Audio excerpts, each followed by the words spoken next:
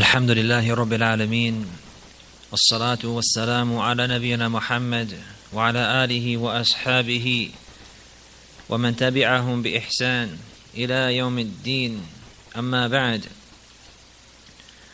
We continue our readings in the great treatise from the great Imam, Al-Imam Muhammad ibn Abdul Wahhab rahimahullah ta'ala, reading his treatise Al-Usul al-Sitta, the six great principles, Al-Usul al-Sitta al-Azima, the six great principles. We continue our discussion with the fourth principle.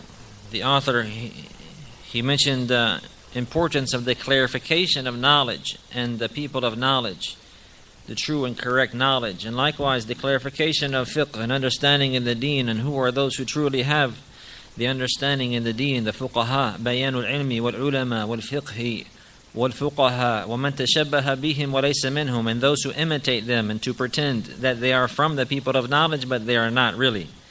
And the author, he has mentioned that in several verses in Surah Al-Baqarah, particularly in the beginning, Allah has clarified some of the descriptions of those people of knowledge, and likewise has clarified some descriptions of those people who imitate them and are not from them.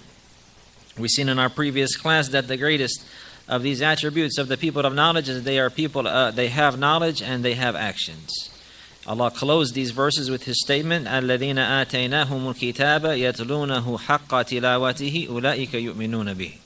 That verily, those who we have given the book, they recite it the proper recitation, meaning يَتَّبِعُونَهُ حَقَّ اتِّبَاعِهِ, that they apply it and they follow it the proper following. يَعْمَلُونَ بِهِ حَقَّ عَمَلِهِ. These are the ones who truly believe in it. So these are from the greatest attributes of the upright scholars. They have the knowledge and they have the application of that knowledge. They have the knowledge and they have the application of that knowledge. Before moving to the next principle, Barakallah fikum jami'an, there are some very important issues with regards to this fourth principle, the issue of the ulama and the fuqaha, and how we deal with the ulama and what is an obligation and the correct methodology in understanding the right of the scholars and the status and the rank of the scholars in the deen of al-Islam. We know that the Prophet ﷺ, he has mentioned about the ulama that they are the inheritors of the Prophet, that they are the inheritors of the prophets. وَرَثَةُ الْأَنْبِيَاءِ إِنَّ الْعُلَمَاءَ وَرَثَةُ الْأَنْبِيَاءِ. That verily the ulama, they are the inheritors of the prophets, and they have a high status and they have a high rank, and they are the best of this ummah after the prophets and after the companions, and the people alive today, the best of them. They are the ulama, the upright, rasikhun, al-amilun, bi'ilmihim, those who call to their knowledge and those who apply their knowledge. The ulama, the upright scholars, they're the best of the people today. And likewise their students, those who are upright, following upon them with that knowledge and in that application, and so on and so forth. إِنَّمَا يَخْشَى اللَّهَ مِنْ عِبَادِهِ الْعُلَمَاء. The only ones who truly fear Allah from His servants are those people of knowledge. Those people of knowledge. So every time a person, he gains knowledge, he should gain fear from Allah Azza wa Jal. This is the case, even from the layman. And then much less, even more from, of course, even more from the ulama and the people of knowledge. But we have to understand, my noble brothers, and this is a reality that is very important, and that is the case that the ulama, they are not infallible, and that we do not believe in this belief that the ulama, they do not ever make mistakes. Rather, this is a false belief, and this is incorrect, and this is the way of the Rafidah with their imams, and this is extremism.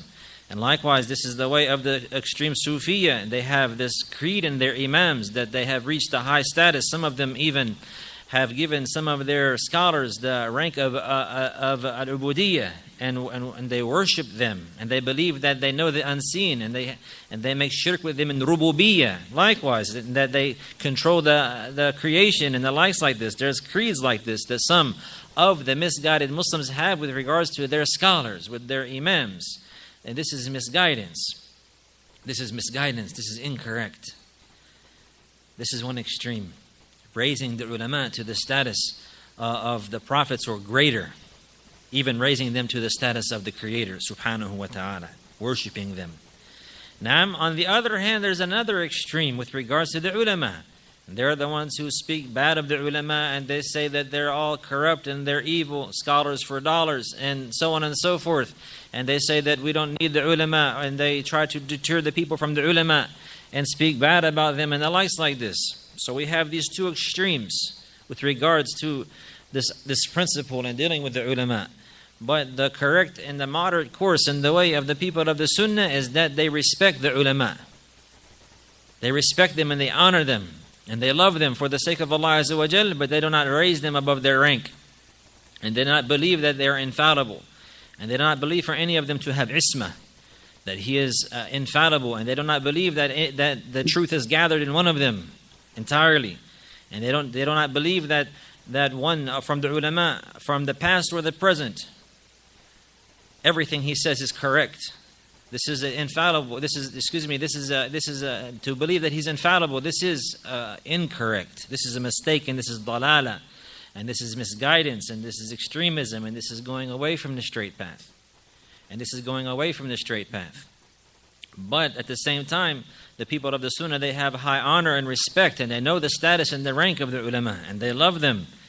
And they follow the haqq that they have and the proof that they bring. And they love them and they follow the evidence that they clarify, not following them as persons or individuals. Not following them as persons or individuals. Rather, they're following the proof that they are indicating, showing and clarifying the sunnah of the Prophet sallallahu alaihi wasallam.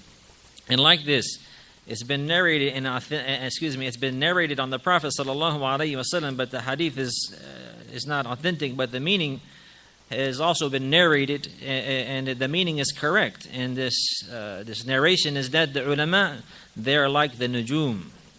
The ulama, the people of knowledge, they are like the stars. Nam yuhtada bihim fi dhulumat al-barri wal-bahr. That the ulama, the example of the ulama, and the description of this narration to the Prophet is not authentic. But sallallahu alaihi wasallam, but this example is correct. The example of the ulama to the people is that of the stars, that they are guided. The people are guided by way of them in the darkness of the land and in the sea.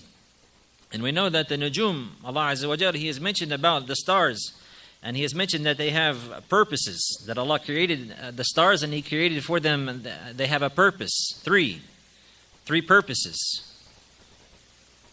Anyone can remind us of these purposes for the creation of the stars? Naam.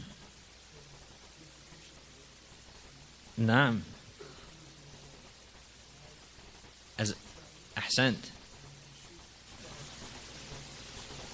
Allahumma barik. Naam, Allahumma barik. The brother, he mentioned that one is that they're a decoration for the skies, a decoration for the heavens. Another one is that they are a means for guidance. And another one is that they chase away the devils. Allah, they are used to chase away the devils. Who can provide the proof? Surah Al-Mulk. Okay, more specific. وَزَيَّنَا السَّمَاءَ الدُّنْيَا بِمَصَابِيحَ وَجَعَلْنَاهَا رُجُومًا لِلشَّيَاطِينَ. Naam, and we have adorned the heavens of the dunya with masabih, yani these nujum, these stars, lamps. And we have made them as a means to chase away the shayateen. Naam, this is from the purpose of the stars. وَبِالنَّجْمِ هُمْ يَهْتَدُونَ. And also in Surah Al-An'am, in the end there's another mention of the guiding by the stars. It's another verse. If somebody can remember it maybe later and remind us. This one here, وَبِالنَّجْمِ هُمْ يَهْتَدُونَ. This is also and they're guided by the stars. So this is mentioning the purpose. This is the purpose of the stars. Similarly, the ulama.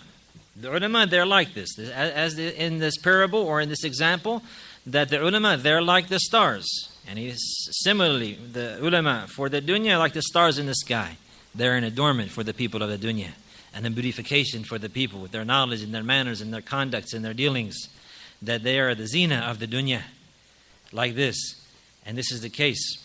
And it's been mentioned by Sufyan al-Thawri rahimahullah ta'ala that he mentioned al-malaika hurasu as-sama' wa ahlul hadith hurasu al-ard. Allahu Akbar. He said that the angels, they are the guardians of the heavens, but the people of hadith, the ulama, they're the guardians of the earth. They're the guardians of the earth. Allahu Akbar. So the ulama, they're like the stars, chasing away the misguided devils, chasing away the innovation and the misguidance, chasing away, and with clarification, running away, refuting the people of falsehood and the falsehood and all different types of falsehood. Similarly, like this, the ulama, like the stars. And they're a beautiful adornment for the land and for the people, the ulama. And likewise, they are means of guidance. They are means of guidance. They are means of guidance. And by the permission of Allah Azza wa Jalla, they're guiding by the book of Allah and by the sunnah of the Prophet, and they clarify for this. So they're not the means of guidance themselves. And they're guiding, they have guidance, and they're directing the people with that guidance. So the stars are used as a means of guidance. Like, for example, in the dark, how would they know which way is north? And today we have GPS. But before they didn't have GPS, how would they tell? By the stars. They wouldn't know which way is the Qibla, except by the stars. So then this is a means of guidance. The stars are a means of guidance. And likewise, the halal and the haram and the likes on the land is clarified by the ulama. So this means they have a high rank and a high status, and we love them for that, and we follow them upon the proofs that they have and the good that they have. But, for example, we use the stars to guide us to the Qibla. Sah? But if we're standing in front of the Kaaba and we can see it in front of our face, do we need the Qibla? Do we need the stars anymore? At this time, we don't need the stars anymore, because we have the haqq right in front of our face. So then, in similar like this, the ulama, they're guides. They're guides, and they guide us to the haqq, and when we find the haqq, we follow it. When we find the haqq, we follow it. And from our creed is that the ulama, they strive to achieve the good, and they don't seek to make a mistake. If they make a mistake, and they're from the people of the sunnah, then we make an excuse for them. And this is the case. This is an important point that we have to understand. And this is also from the usul al-din. And this is from the hadith of the Prophet sallallahu alayhi wa sallam. إِذْ اجْتَهَدَ الْحَاكِمْ فَأَصَابَ فَلَهُ أَجْرًا. A hakim, a person of knowledge, if he strives to reach a ruling, then he will have 2 rewards. وَإِنْ أَخْطَأَ فَلَهُ أَجْرٌ. If he makes a mistake, because the origin is that the person of the sunnah, the scholar, from the people of the sunnah, he wants to achieve the truth and reach the haqq. But at sometimes he's given success. And a person of the sunnah, a scholar from the ulama of the sunnah, the majority of the time he's correct. But sometimes he may be wrong in a certain issue. Sometimes he may be wrong by the permission of Allah Azza wa Jalla in a certain issue. Sometimes Allah Azza wa Jalla might cause one of the ulama to miss a particular issue in order to test the people and to try them, because he is excused. But the one who knows his proof and knows the proof and leaves that proof to follow the scholar instead of the proof that he knows, he's not excused.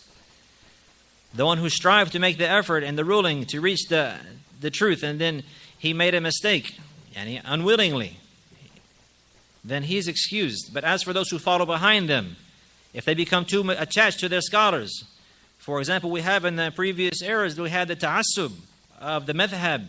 No, Imam Hanifa, they follow him no matter what. Even if you bring them the proof of the hadith of the Prophet ﷺ in Bukhari, he says he will leave that and follow his Imam.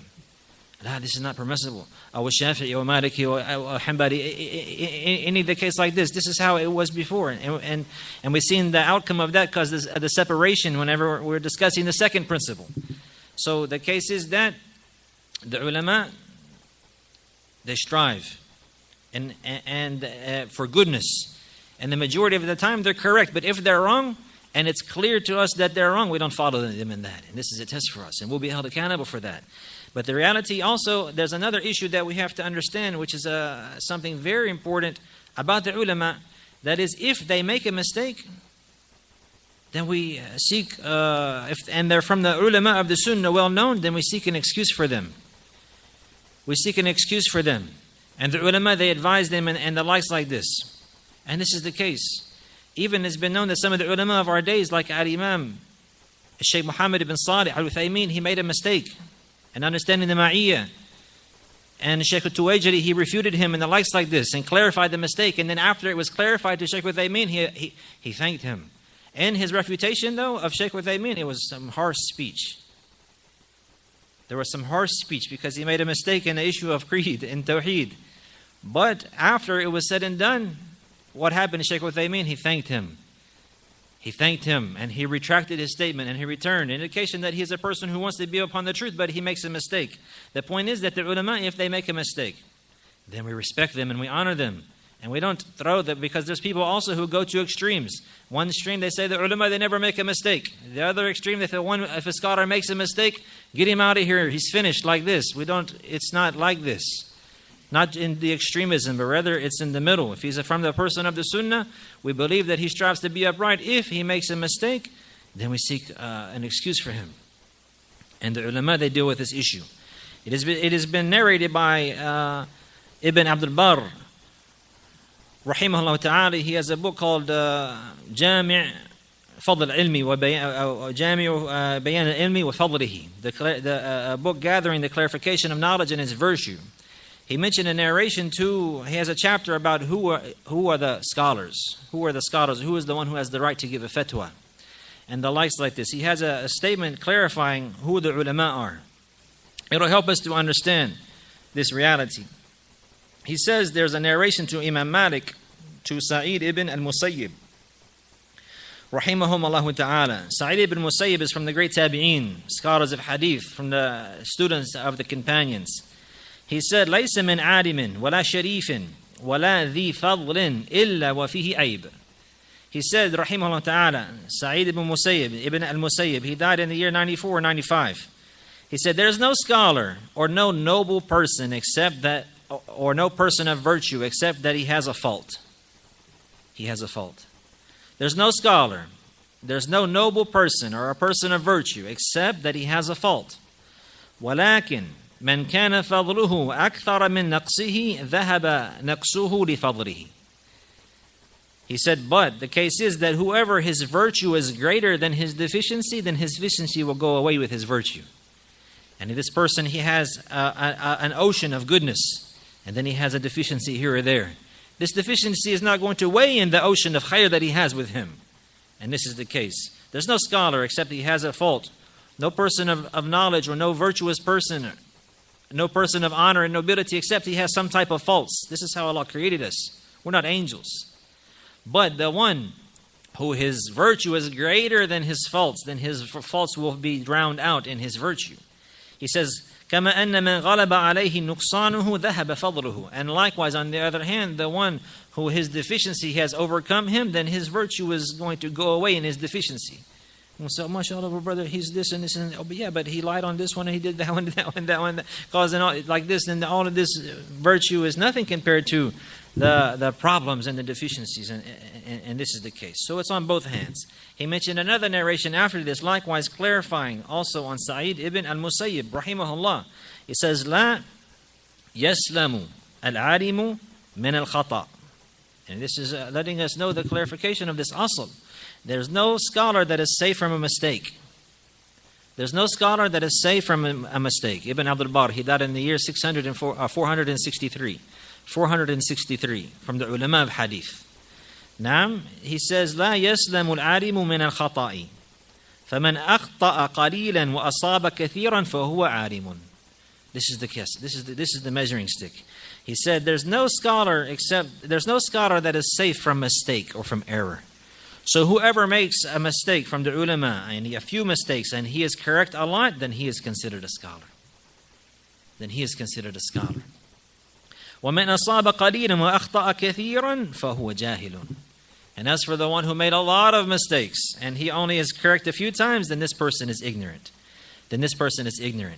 This is an important reality to understand, that this is how we believe, and our creed and belief with regards to the creation and the people, that no one is safe from error. And the truth is not gathered in one individual. And the only one who is safe from making a mistake in his speech and actions with regards to the deen is the prophets and the messengers. And the last of them is Prophet Muhammad sallallahu alaihi wasallam. After that, that's why it's been mentioned likewise by Imam Malik, that he made his famous statement. Imam Malik, he died in the year 179. He made his famous statement in the Prophet's masjid sallallahu alaihi wasallam when he said, كُلٌّ يُؤْخَذُ بِقَوْلِهِ وَيُرَدْ إِلَّا صَاحِبُ هَذَا الْقَبْرِ. And he pointed to the grave of the Prophet sallallahu alaihi wasallam. This is a fundamental principle. a fundamental principle. He said, rahimahullah, at Imam Malik, he said, everybody, their statements are taken or rejected. Except for the one in that grave right there, meaning the statement of the Prophet sallallahu alaihi wasallam. So everyone's statements can be accepted or rejected, not according to hawa, not according to desires, but according to the proof and the evidence. So whenever their statement is in accordance with the proof and the evidence, then we follow them. And whenever it is contrary to that, if they're from the ulama or the sunnah or the people of the sunnah, then we will not follow them in the mistake. But we have an excuse for them, and they are advised in the best manner, in the best way. And we have a good thought about them, that they didn't strive to contradict the sunnah, or they didn't make effort to make a mistake. Rather, they strived to achieve the truth, but they were not given success in this particular issue. This is very important to understand. And many of the Muslims have went astray with regards to this principle. And we see that Al-Imam Al-Albani, rahimahullah ta'ala, in his book, Sifat al-Salat, he has a famous book. Everybody knows it, the description of the Prophet's prayer. He mentioned and gathered some of these narrations at the beginning of this book. And he has a means as a wake-up call for the Muslims of our days, because this blind following has overcome the ummah in many aspects. Blind following the madhahib, and blind following the scholars, and raising the scholars' ranks above their status, and the likes like this has caused much corruption in the ummah, and for the sunnah, much of the sunnah to be lost. Even in the beginning of this book, Shaykh Al-Albani rahimahullah ta'ala, he gathered the statements of the four imams, particularly those who are known to in our times and in the later days to be the ones who the people blind followed the most. And they set up even enmity for those who opposed their madhab. And we've seen previously how the Shafi'i wouldn't marry, or the Hanafi wouldn't marry his daughter to the Shafi'i, and so on and so forth, because of this ta'assub and this blind following of the madhab and the blind following of the imams, and leaving off the proof from the Quran and the Sunnah. So Al-Imam Shaykh Al-Albani rahimahullah ta'ala, he mentioned about this and clarifying this, and he mentioned some of the statements of the ulama, of these imams particularly, and we will read some of them tonight as a reminder to this great principle. Knowing the status of the ulama and being upon the correct path, the straight path, the moderate path, not going overboard and praising them and raising to their ranks that they have isma and they're ma'sumun and they're infallible, and likewise not dropping them and taking them out of the sunnah, or not benefiting from them entirely, or dropping them for one mistake or two mistakes or the likes like this. This is not the case. Rather, the way of the people of the sunnah is moderate. It has been narrated from Abu Hanifa rahimahullah ta'ala that he said, إِذَا صَحَّ الْحَدِيثُ فَهُوَ مَذْهَبِي. If the hadith is correct, then that's my madhab. And he said, حَرَامٌ عَلَى مَنْ لَمْ يَعْرِفْ دَلِيلِي أَنْ يُفْتِي بِكَلَامِي. فَإِنَّنَا بَشَرٌ نَقُولُ الْقَوْلَ الْيَوْمَ وَنَرْجِعُ عَنْهُ غَدًا. Abu Hanifa, he mentioned, rahimahullah ta'ala, he said, it is haram for those who do not know my evidence to give the ruling with my speech, to give the fatwa and the hukum from my speech. Meaning it's haram for you to blind follow me entirely like this.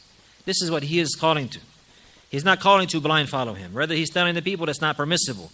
He said, verily, we are human beings, and one day we say something and the next day we retract that statement. So this is the case with the ulama. And he beginning with the first of them, Abu Hanifa, he died in 150. So he's the first, and as far as the timeline from the four imams. And this is what he was upon, and this is what he called to, warning the people from blind following. Shaykh Al-Albani rahimahullah ta'ala, he commented on this statement here, that it's not permissible for anyone who does not know my evidence to make the ruling with my speech, to give the ruling with my speech. This is what Imam Abu Hanifa, he said. Shaykh Al-Albani, he says, فَإِذَا كَانَ هَذَا قَوْلُهُمْ في من لم يعلم دليله فليت شعري ماذا يقولون في من علم أن الدليل خلاف قولهم ثم أفتى بخلاف الدليل. He said, if this is their statement, meaning you can't say my statement, it's haram for you to follow my statement in a fatwa if you don't know my evidence. This is the statement of Abu Hanifa. Imam Al-Albani rahimahullah ta'ala, he says, if this is their statement with regards to the ones who doesn't know the proof, then what do you think that he would say, or what do you think that would say about somebody who knows the proof, but still he gave his statement contrary to that. And if he said, you don't follow me if you don't know my proof, so how about if somebody knows his proof and knows his statement and that his statement is contrary to the proof, yet he still said the statement of his statement and left the proof? It would even be even greater for them. Meaning the obligation to follow them is to follow the proof that they bring. So he's saying it's not permissible to follow them without the proof, to follow their statement blind following. So then how about if somebody left the proof and followed their statement contrary to the proof? That's even worse. That's even worse. That's even worse and more dangerous. That's even worse and more dangerous. So the one who knows the proof, it doesn't matter what Imam said it, or said if he follows it. Even if it came from somebody who was lower than him and lesser than him, if he said the proof and he said the truth, he will follow it. Even if it conflicted with the greatest scholar of the day, the truth and the proof and the evidence was contrary to what the greatest scholar said, what's incumbent is to follow the proof. This is the case of a believer. He follows the proof, and this is the understanding of the Salaf. And it's been narrated from Abdullah bin Abbas that in his time, radiyallahu anhuma, the people were mentioning the issue of there was a prohibition for making mut'ah, yani a tamattu' in Hajj. Abu Bakr and Umar, they prohibited that for a particular reason. And then the people were asking Ibn Abbas, and Ibn Abbas is saying the Prophet Muhammad sallallahu alaihi wasallam, he said to make tamattu' like this. And they're saying, no, but Abu Bakr says this and Umar says this. They said you can't do it. They prohibited it. So Abdullah ibn Abbas, he said to them, he says, I say to you that the Prophet Muhammad sallallahu alaihi wasallam said this, and you tell me Abu Bakr and Umar said that. أقول لكم قال رسول الله وتقولون لي قال أبو بكر وعمر. He said يوشك أن ينزل على رؤوسكم حجارة من السماء. He said, I'm afraid that soon there's going to be rocks falling on your head from the sky, meaning in a punishment because you have thrown away the statement of the Messenger sallallahu alaihi wasallam and taken the statement contrary to his statement, the statement of Abu Bakr and Umar radiyallahu anhuma. This was from the beginning of the times of the companions. Has anybody, I haven't read myself, or even heard it mentioned that anybody has found fault with Ibn Abbas and saying that he's speaking ill about Abu Bakr and Umar? No one ever thought about that. And said, how can he talk bad about Abu Bakr and Umar like this? He's saying, I'm telling you, the Messenger said, sallallahu alaihi wasallam, you're telling me Abu Bakr and Umar said? Rocks are about to fall on your head and for a punishment. And nobody ever accused him of saying, you were talking bad about Abu Bakr and Umar. La. Rather, this is having ta'zeem for the haqq. And this is having magnification and veneration and love for the truth. And this is respect, with all due respect to Abu Bakr radiyallahu anhu and Umar. With all due respect to them, we love them and follow them, but not over the Messenger sallallahu alaihi wasallam. Not over the Messenger sallallahu alaihi wasallam. So then at any time, what is incumbent upon the believer to do is follow the evidence and the truth that is apparent in front of him. To follow the truth and the evidence that is apparent in front of him. Rather, even if it's all of the people in the world go against it. And he's the only one. Even Abdullah bin Mas'ud, he mentioned that the jama'ah, man wafaqa al-haq walau kana wahda. The jama'ah is the one who is in accordance with the truth, even if he's one. Even if he's one. So numbers is never a proof. Numbers is never a proof in who is upon the truth or who is not. Rather, the proof is the statement of Allah Azza wa Jalla and the statement of His Messenger sallallahu alaihi wasallam. This is the proof. And likewise, the understanding of the companions. This is the proof. The proof is in the Quran and the proof is in the Sunnah. This is what is incumbent upon a believer to follow. Likewise, Imam Malik ibn Anas, he said, rahimahullah ta'ala, mentioning the similar like this, he said, إِنَّمَا أَنَا بَشْرٌ أُخْطِئُ وَأُصِيبُ فَانظُرُوا فِي رَأْيِي فكل ما وافق الكتاب والسنة فخذوه وكل ما لم يوافق الكتاب والسنة فاتركوه. This is the advices of the great Imams. The next Imam in the timeline after Abu Hanifa, Imam Malik. He died in 179. He said, I am a man, I'm a human being. Sometimes I'm wrong and sometimes I'm right. Look into my opinion or to my statement. If you see that it's in accordance with the book and the Sunnah, then take it. And if you see that it is not in accordance with the book and the Sunnah, then leave it. This is the case. This is the case. These are the greatest Imams of the Sunnah, and this is their advice. And this is the way that a believer, he must understand his deen.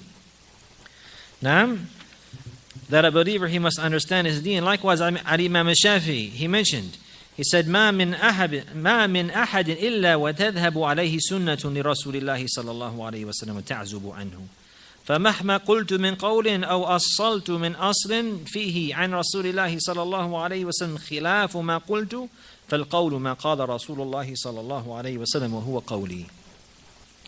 He said, there is nobody except that a sunnah from the Prophet will miss him, and he will not know it, and he will not be able to memorize and know all of the sunnahs. This is Imam Shafi'i, rahimahullah. There's nobody from the people except that he will miss, a sunnah will miss him. And he meaning some of the truth, he will not obtain it. A portion of it, he will not be correct in this case. He said, so how many statements I make or how many principles I make, likewise that are, but the case is, even if it's contrary to the statement of the Messenger sallallahu alaihi wasallam, then what is correct is the statement of the Messenger, and that's my statement. Naam, and that's my statement. It's been mentioned likewise that he said that the same statement as Abu Hanifa, rahimahullah. He said, إِذَا صَحَ الْحَدِيث فَهُوَ مَذْهَبِي. If the hadith is authentic, then that's my madhab.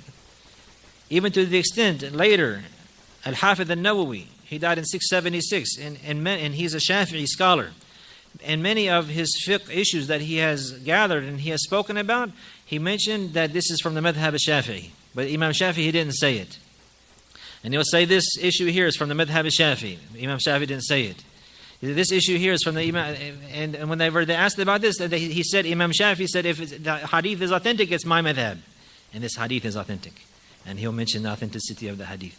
He said, so then that's the case. That this hadith is from the hadith, or this mas'ala, or this issue is from the issue of Al-Imam, the madhab of Al-Imam al-Shafi'i. This is the case. They were a people who strived to reach the truth. And they strove hard, and they were upright, and they were pious. And they had obtained knowledge, and they were given success. But they're not infallible. They're not infallible. But we honor them and respect them. And if they did make a mistake, that does not mean that we belittle them or find fault with them. Rather, we have an excuse for them.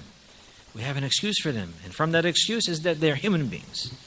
That they're human beings. No one is safe from mistake, except the Prophet ﷺ with regards to conveying the religion. The Prophet and the previous prophets, they're the ones who Allah has preserved and made them infallible with regards to conveying the message of the deen.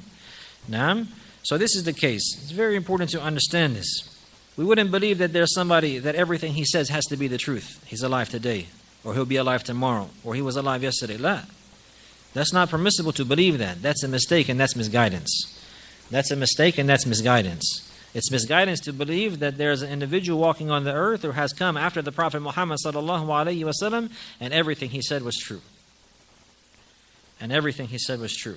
This is not the correct creed.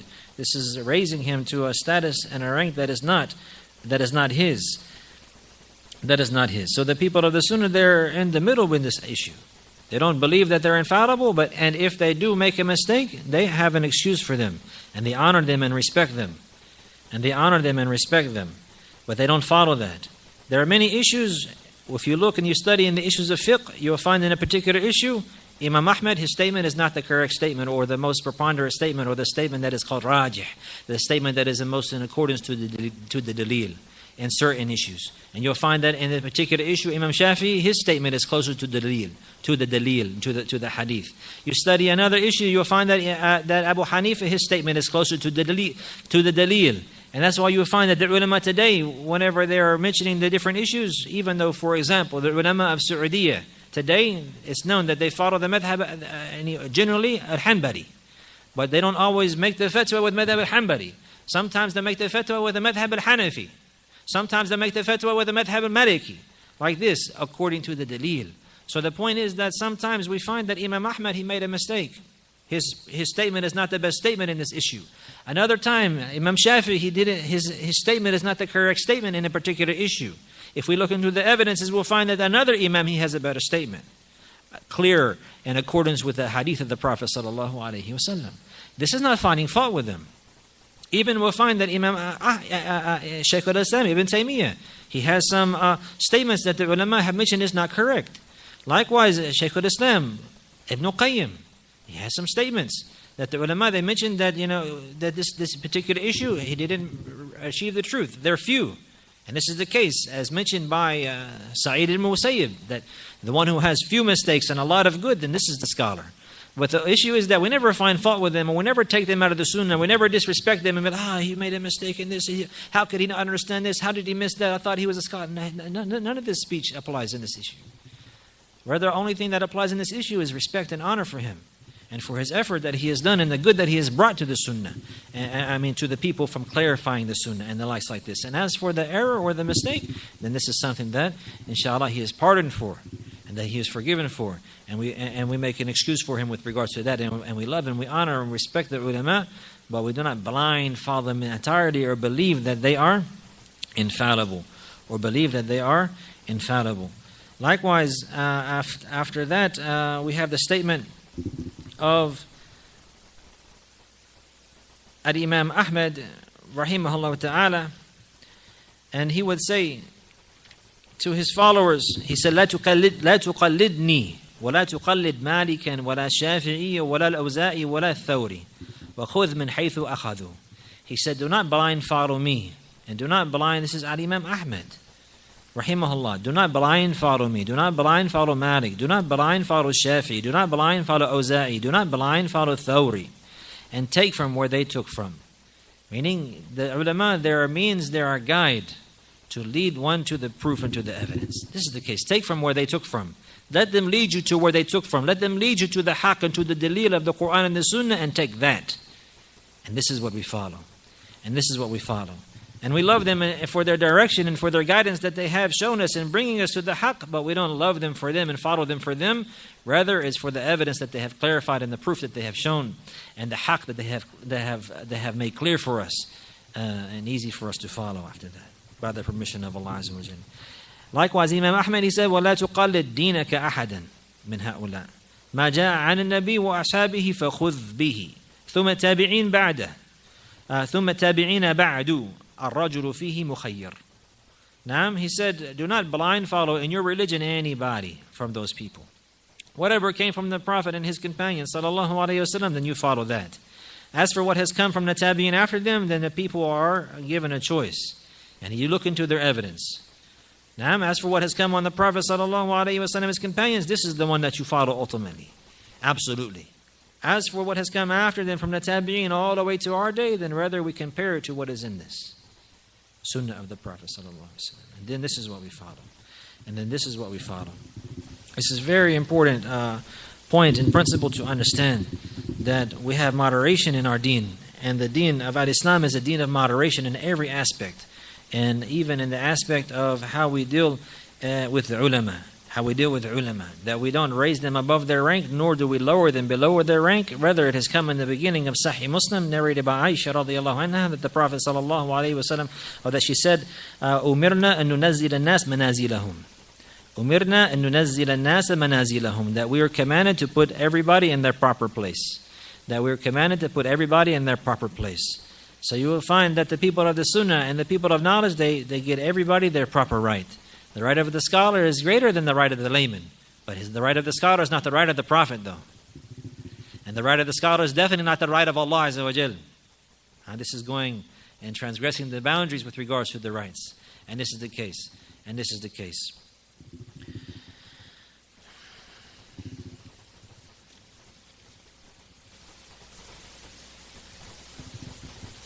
Continue with the fifth principle. The author, he mentioned, rahimahullah ta'ala, al-aslu al-khamis.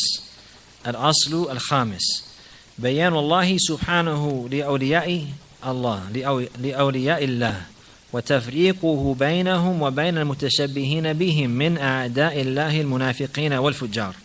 ويكفي في هذا آية في سورة آل عمران وهي قوله قل إن كنتم تحبون الله فاتبعوني يحببكم الله. وآية في سورة المائدة وهي قوله يا أيها الذين آمنوا من يرتد منكم عن دينه فسوف يأتي الله بقوم يحبهم ويحبونه. الآية. وآية في يونس وهي قوله وهو قوله ألا إن أولياء الله لا خوف عليهم ولا هم يحزنون الذين آمنوا وكانوا يتقون. He mentioned, rahimahullah ta'ala, that the fifth principle is the clarification of Allah the Most High to who are the true awliya of Allah. and that Allah has differentiated between them and between those who imitate them and are not from them, from the enemies of Allah and from the hypocrites and from the wicked ones. And it's sufficient, or what will suffice with this regards, is what has come in a verse in the chapter Ali Imran, and it is His statement, the Most High, say, verily, if you love Allah, then follow me, then Allah will love you. And likewise a verse from the chapter of Al-Ma'idah, and it is His statement, the Most High, O you who believe, whoever turns back from his religion, then verily Allah will bring a people who love Him and whom He loves, until the end of the verse. And He mentioned here and a verse in Surah Yunus, and it is the statement of Allah the Most High, that verily the awliya of Allah, they have no fear on them, nor do they have any griefs, and they are those who those who believe and they do good deeds. Those who believe and do good deeds. And he fearing Allah Azza wa Jal. Then the author, he mentioned, ثم صار الأمر عند أكثر من يدعي العلم وأنه من هداة الخلق وحفاظ الشرع إلى أن الأولياء لا بد فيه من ترك اتباع الرسل ومن تبعهم فليس منهم ولا بد من ترك الجهاد فمن جاهد فليس منهم ولا بد من ترك الإيمان والتقوى فمن تعاهد بالإيمان والتقوى فليس منهم يا ربنا نسألك العفو والعافية إنك سميع الدعاء. He said, and then after this affair has come to the extent that those, or the majority of those who claim knowledge and claim that they are from the people, those who guide the creation and guide the people, and that they are from those who preserve and memorize the legislation, and that they are from the awliya, that this individual, he must leave following messengers. He must leave off the following of the messengers. And whoever follows them, then he is not truly from the awliya. And he must leave off striving and fighting in the cause of Allah, and whoever strives and fights in the cause of Allah, then he is not truly from the awliya. And he must leave off the iman and taqwa, and whoever strives to have iman and taqwa, then verily he is not from the awliya. He said, O our Lord, we ask you for pardon and for safety and security. Verily, you are the one who hears all supplication. Al-Aslu Khamis, the fifth principle, the author is clarifying the reality of the awliya. After mentioning the issue with regards to the ulama, and that the true upright scholars, they are those who have knowledge and apply it. They're the ones who have the upright knowledge and they apply it, and they work by way of that knowledge. Then he likewise clarifies the issue of who the awliya and the awliya of Allah Azza wa Jal, who is the true wali of Allah subhanahu wa ta'ala. The one who is the true wali and the one who is the true ally. The word wali is translated to mean an ally or a friend or a patron. But here it means this issue and a true believer. The ally and those who are the allies of Allah Azza wa Jal, and those whom Allah subhanahu wa ta'ala loves them. The awliya of Allah, they are the ones whom Allah loves. And they are the ones whom Allah aids and supports. And they are the ones whom Allah subhanahu wa ta'ala gives success and victory. Naam. And the case like this, so there are people who came and claim that they are from the awliya. And they claim that the individual claim that he's wali. But a simple claim is not sufficient. Rather, there must be clarification and must be evidence and proof. Time is not sufficient to really begin in this principle. We'll ask some questions before first. Anybody have any questions with regards to what we have covered in this text so far? Or comment? Correction? No questions? I can ask a question. Who can summarize the fourth principle for us? What's the fourth principle? This is the one we spent the last 2 or 3 classes with regards to any discussion of the fourth principle. Now,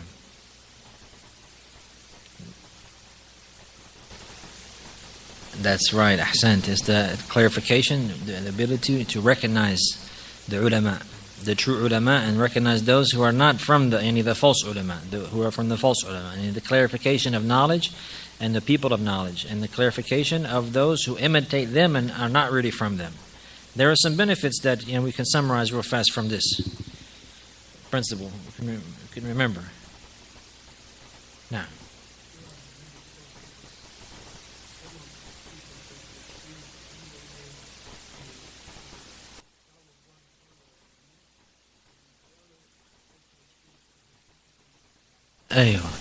With regards to the correct understanding and belief of our ulama is that we're in the middle course. We don't go so far and raise the ulama above their rank and giving them the attributes of the prophets and that they're infallible, or going to some extremes like giving them the attributes of our Lord Allah, like some of the misguided Sufis have done, giving them attributes, some of their scholars, and they raise their imams to the ranks, and likewise the Rafidah, raising them to their ranks. They say that the imam in the grave, he knows what's happening all over the world, or he's controlling, or they have imams that are controlling the universe and controlling the stars.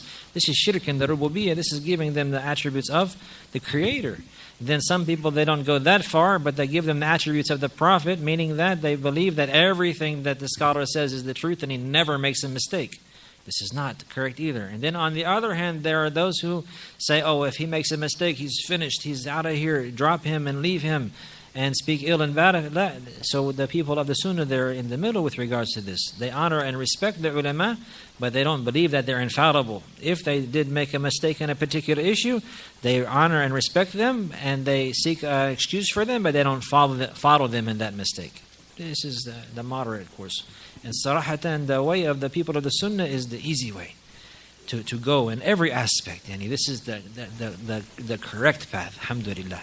But also the author, he didn't, in his clarification, who are the ulama, and the people who imitate the ulama, he didn't tell us directly their names, or he indicated a way that we will be able to identify them.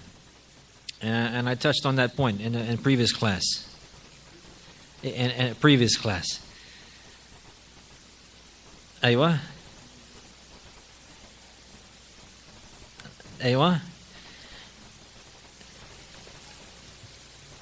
But there's a way. How do we know them? He led us to a way that he's doing the same thing in the fifth principle. In the fifth principle, we just read the clarification of who the true awliya are and who are those who imitate them and that are not from them.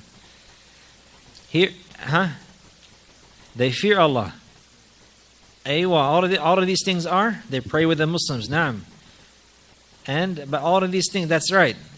All of these are different issues. They're called attributes, characteristics.